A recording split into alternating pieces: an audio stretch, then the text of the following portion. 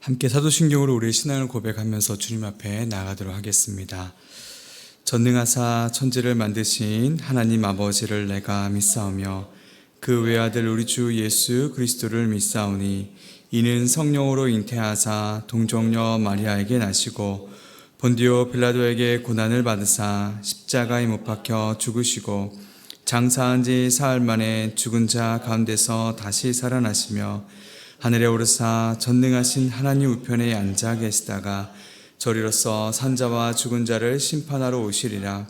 성령을 믿사오며 거룩한 공예와 성도가 서로 교통하는 것과 죄를 사하여 주시는 것과 몸이 다시 사는 것과 영원히 사는 것을 믿사옵나이다. 아멘. 우리 찬송가 370장 주 안에 있는 나에게 찬양하도록 하겠습니다.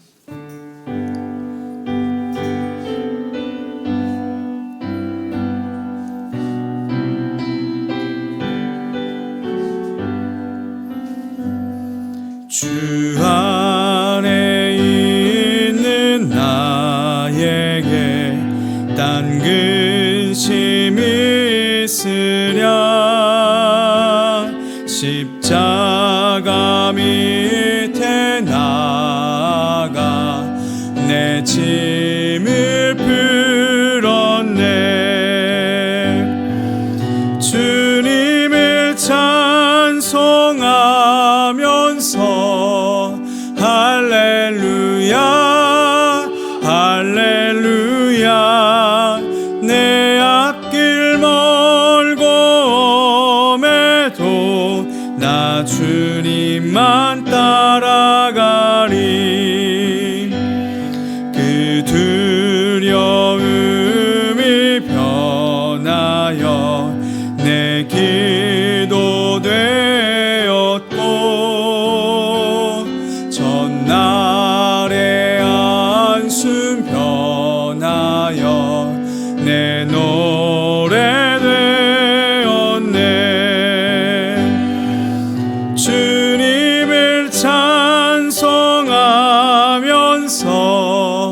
할렐루야 할렐루야. 내 앞길 멀고 험해도 나 주님만 따라가리. 내 주님 자비하셔서 늘 함께 계시고 내 궁핍함을 아시고 늘 채워주시네. 주님을 찬송하면서 할렐루야 할렐루야. 내 앞길 멀고 험해도 나 주님만 따라가리. 내 주와 맺은 언약은 영불변하시니 그 날아가기까지는 늘 보호하시네. 주님을 찬송하면서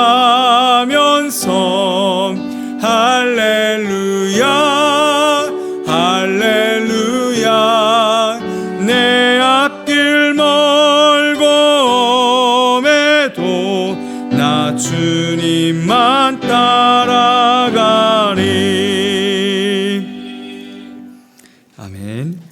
오늘 함께 나눌 말씀은 열왕기상 5장 13절에서 18절까지 말씀입니다. 우리 함께 교독해서 하나님 말씀 읽도록 하겠습니다. 제가 먼저 읽습니다. 이에 솔로몬 왕이 온 이스라엘 가운데서 역군을 불러 일으키니 그 역군의 수가 3만 명이라. 솔로몬이 그들을 한 달에 10,000명씩 번갈아 레바논으로 보내매 그들이 한 달은 레바논에 있고 두 달은 집에 있으며 아도니람은 감독이 되었고 솔로몬에게 또 짐꾼이 7만 명이요 산에서 돌을 뜨는 자가 8만 명이며 이외에 그 사역을 감독 관리하는가 3,300명이라 그들이 일하는 백성을 거느렸더라. 이에 왕이 명령을 내려 크고 귀한 돌을 떠다가 다듬어서 성전의 기초석으로 놓게 하매 솔로몬의 건축자와 히람의 건축자와 그발 사람이 그 돌을 다듬고 성전을 건축하기 위하여 제목과 돌들을 갖추니라. 아멘. 하나님께서는 솔로몬에게 지혜와 총명을 많이 주시고 넓은 마음을 가득 부어 주셨습니다. 이제 더 이상 이스라엘에게는 원수도 없고 재앙도 없는 그러한 상태가 된 것이죠. 참 평안이 이스라엘에게 임했습니다. 이제 솔로몬은 아버지 다윗의 유언과 또 하나님의 말씀을 따라 이제 성전을 짓고자 했습니다.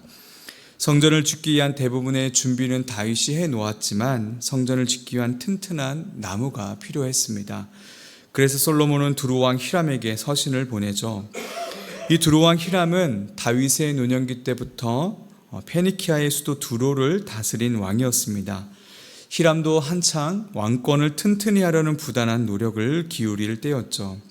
솔로몬은 히람에게 레바논의 백향목과 잣나무를 요청하고 대신에 음식물을 주겠다라고 말합니다. 히람은 이를 좋게 여겼고 서로 함께 친목을 하면서 약조를 맺습니다. 열왕기상 5장 12절 말씀인데요. 여호와께서 그의 말씀대로 솔로몬에게 지혜를 주신 고로 히람과 솔로몬이 친목하여 두 사람이 함께 약조를 맺었더라. 12절 말씀을 보면 히람과 솔로몬이 친목과 약조를 맺은 원인을 여호와께서 그의 말씀대로 솔로몬에게 지혜를 주셨기 때문이다 라고 밝히고 있습니다. 국제 정세를 읽을 수 있는 눈과 또 두루에게 필요한 것이 무엇인지를 분별함으로 탁월한 제안을 할 수 있었던 것이죠. 이 모든 일에 하나님의 주권이, 하나님의 지혜가 있었습니다. 이렇게 약조를 맺은 뒤에 솔로몬은 본격적으로 일할 사람을 모읍니다. 오늘 본문이죠. 역군 3만 명을 불러 일으켰고 짐꾼 7만 명, 산에서 돌을 뜨는 사람 8만 명, 감독 관리하는 사람 3,300명을 모읍니다. 이제 산에서 돌을 뜨고 나무들을 옮기는 일을 진행하고 성전을 짓기 위한 모든 준비를 마치게 됩니다. 오늘 본문을 통해서 성전을 짓기 위해 철저하게 준비하고 체계적인 조직을 갖추는 솔로몬의 지혜를 엿볼 수 있습니다. 이를 통해 우리도 각자의 삶에서 어떤 일을 할 때, 어떤 사역을 할 때 어떻게 하나님께 구하고 준비해야 하는지를 엿볼 수 있고 깨달을 수 있는 것이죠. 그리고 또 한 가지 오늘 나누고 싶은 점은 이 성전 건축에 대한 묵상을 할 때 우리가 어떤 관점을 중심으로 묵상해야 하는지를 좀 살펴보기를 원합니다. 성전의 바른 이해를 위해서는 먼저 생각해야 하는 점은 하나님은 성전에 말로만 계시지 않는다는 점입니다. 실제로 성전에 거하십니다. 솔로몬이 성전을 건축하고 나서 법궤를 안치하자 하나님의 영광이 성소를 가득 채웠습니다. 열왕기상 8장의 말씀인데요. 제사장이 성소에서 나올 때 구름이 여호와의 성전에 가득하매 제사장이 그 구름으로 말미암아 능히 서서 섬기지 못하였으니 이는 여호와의 영광이 여호와의 성전에 가득함이었더라. 이처럼 실제로 하나님께서는 성전에 임재하셨습니다. 고린도서신과 또 신약의 말씀들을 보게 되면 하나님께서는 우리가 성전임을 말씀해 주시죠. 개인이 하나님을 믿는 순간 우리 안에 성령님께서 임재하십니다. 그리고 그 개인이 모여 교회와 공동체를 이룰 때 그 가운데서도 함께 임재하십니다. 개인의 묵상뿐만 아니라 교회에서 예배와 모임, 사역 가운데 임재하시는 그 하나님의 영광이 반드시 있다라는 것이죠. 또 성전의 바른 이해를 위해서는 또 생각해야 할 점은 하나님의 임재가 성전에만 국한된다고 생각해서는 안 된다라는 점입니다. 하나님은 영이심으로 물리적인 공간에 제한될 수 없는 분이십니다. 만물을 충만하게 하시는 분으로서 온 우주에 편재하시는 분이시죠. 실제로 하나님께서는 우주를 넘어서는 분으로 모든 시간과 공간에 계시는 분이십니다. 우리가 하나님의 거룩한 성전이 되었다는 것은 우리들의 일상의 자리 또한 하나님의 임재가 있는 영광의 자리임을 말씀해 주십니다. 교회에만 거룩이 있는 것이 아니라 우리의 일상의 자리에도 거룩이 나타나고 성취될 수 있다는 것을 편재하신 하나님을 통해서 우리가 깨달을 수 있는 것이죠. 그래서 우리를 하나님께서는 하나님의 편지, 그리스도의 향기라고 말씀하시는 것입니다. 이어서 성전에 대해서 우리가 묵상하고 생각할 때 늘 성전은 하나님의 안식과 연결된다는 점을 기억해야 합니다. 다윗이 하나님을 위해 성전을 짓겠다고 하자 하나님께서는 네가 피를 많이 흘렸기 때문에 안 된다라고 거부하십니다. 다윗은 원수들을 물리치고 이스라엘에 재앙이 임하지 않도록 하는데 그의 사명이 있었습니다. 다윗의 시기는 아직 태평과 안식을 이룬 시기가 아니었던 것이죠. 다윗이 모든 원수들을 정복하고 그 아들 솔로몬이 왕위에 올랐을 때는 진정한 태평이, 진정한 안식이 임했습니다. 하나님께서 솔로몬 시대에 성전을 건축을 허락하신 이유가 바로 이 태평과 안식이 성전과 연결되기 때문입니다. 이것은 신약에서 예수 그리스도가 자신을 가리켜 성전이라고 말씀하신 부분과 맞아 떨어집니다.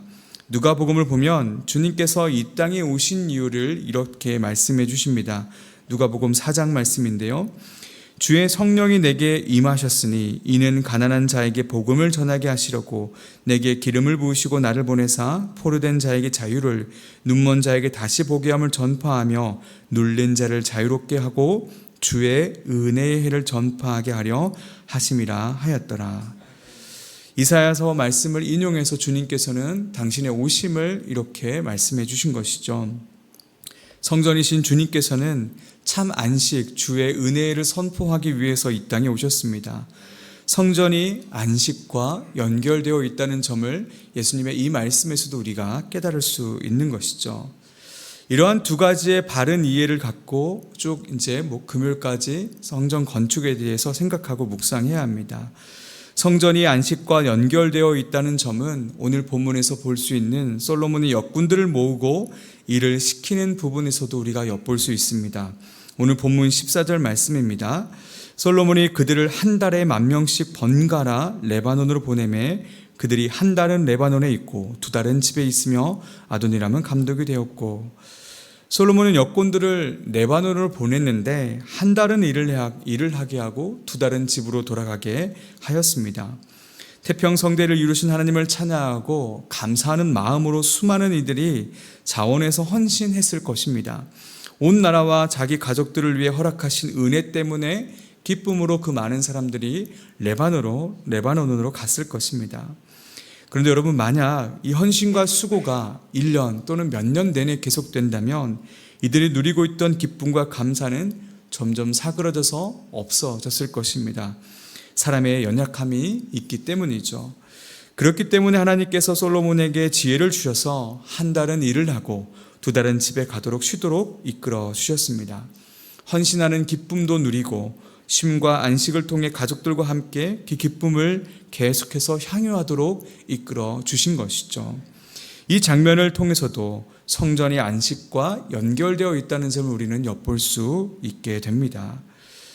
사랑하는 성도 여러분, 오늘 말씀을 통해서 하나님께서는 성전에 임재하시고 동시에 성전을 넘어 온 우주를 초월하여 모든 만물에 충만하게 임재하시는 분이심을 나눴습니다.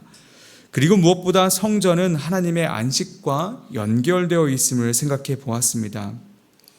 특별히 오늘 본문에서처럼 역군들에게 일을 주는 솔로몬을 통해서도 성전과 안식이 또 연결되어 있음을 우리가 생각해 보았죠.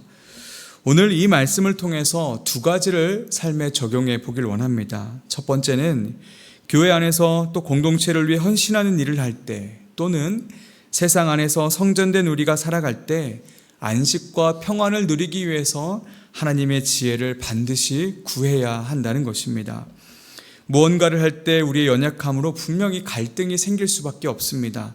내적인 갈등이든 외적인 갈등이든 어려움들이 생기죠. 그때 우리는 안식과 평안을 위해서 하나님께 지혜를 구해야 합니다. 솔로몬이 두루왕 히람과 약조를 맺을 때 서로가 윈윈할 수 있었던 이유도, 또 역군들이 지치지 않도록 일을 시켰던 것도 모두 하나님의 지혜가 있었기 때문이었습니다. 그러니 우리가 늘 무언가를 할 때마다 지혜를 반드시 구해야 하는 것이죠. 야고보서 1장 5절의 말씀이죠. 너무나 잘 알고 있는 말씀입니다. 너희 중에 누구든지 지혜가 부족하거든 모든 사람에게 후히 주시고 꾸짖지 아니하신 하나님께 구하라. 그리하면 주시리라. 내 생각이 아니라 하나님의 마음과 생각을 들을 수 있는 귀를 구하십시오. 그렇게 듣는 마음, 지혜를 구할 때 우리가 걸어가는 곳에 평안과 안식이 임할 줄 믿습니다. 두 번째로 적용해야 하는 점은 사역과 일과 안식을 구분하라라는 점입니다. 지난 주일 예배 때 주신 말씀과 연결되죠. 우리가 쉼을 누리지 못하는 본질적인 이유는 우리가 하나님을 온전히 의지하지 못하기 때문입니다. 걱정과 염려가 몰려올 때 우리는 안식하지 못합니다. 그 걱정과 염려를 주님께 내어드리고 임재하신 하나님을 기대하며 주어진 안식을 누리는 그러한 지혜가 필요한 것이죠. 하나님이 주신 지혜로 맡겨진 사명을 다하고 하나님께서 주신 지혜로 주어진 안식을 잘 누릴 줄 아는 저와 여러분이 되기를 주님의 이름으로 축원합니다. 이 시간 함께 우리 세 가지 기도 제목을 놓고 기도하길 원합니다. 우리에게 듣는 마음을 허락해 주시고 하나님의 지혜로 안식을 누리기 위해 분별하며 결정을 하는 우리가 되게 하소서. 두 번째로는 온전히 하나님을 의지하는 우리가 되게 하시고 걱정과 염려를 주님께 맡겨드리며 주시는 평안과 안식을 누리게 하소서. 세 번째로는 이기고 오남 다락방을 위해서 전도하여 수년이 증가하는 다락방이 될 수 있게 달라고 우리 세 가지를 위해서 합심해서 잠시 동안 기도하도록 하겠습니다. 아버지 하나님, 간절히 원하고 소망하는 것은 우리에게 하나님의 지혜가